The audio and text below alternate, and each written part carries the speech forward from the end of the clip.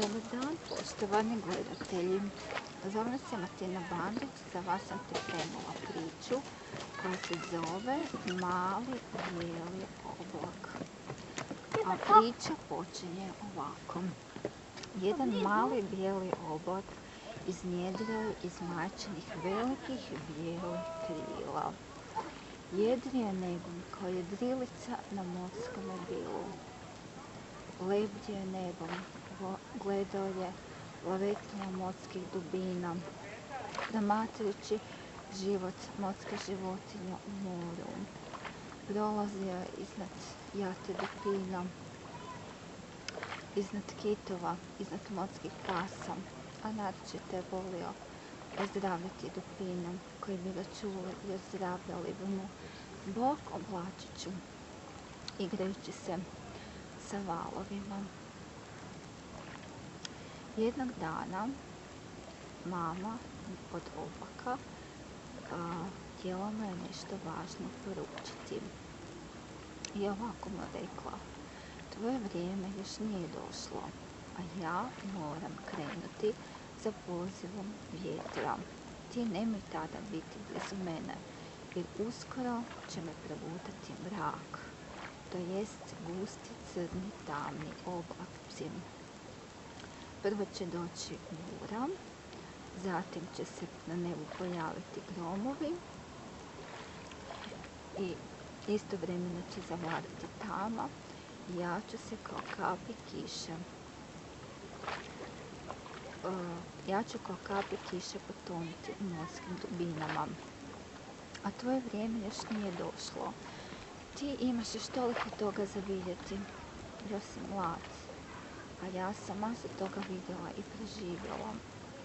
Međutim, oblak je bio neposlušan i nije htio poslušati. Ne, mama, ja neću, ja isto želim potonuti kao kiša u moru. Međutim, uskoro je oblak shvatio da je zapravo pogriješio i da je trebalo poslušati svoju mamu, ali tada je već bilo prekasno. I crni gusti oblaci nakratko su zavladali nad nebom i progutali su njegovu mamu i njegovu bijelu, prosječnu, malu haljinicu. I on više nije bilo nikakve bjeline na nebu. I on je uskoro kao par kapi kiše potonuo u morskim dubinama. Kada je došao u more, čuo je melodiju dupina, čuo njihovu skladnu i harmoničnu muziku.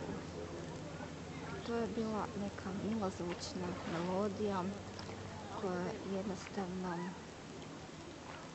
bila melodija zajedništva. Osjetio je međusobnu ljubav, toplinu i zajedništvo u njihovom glasanju, u njihovoj melodiji i sazvučju.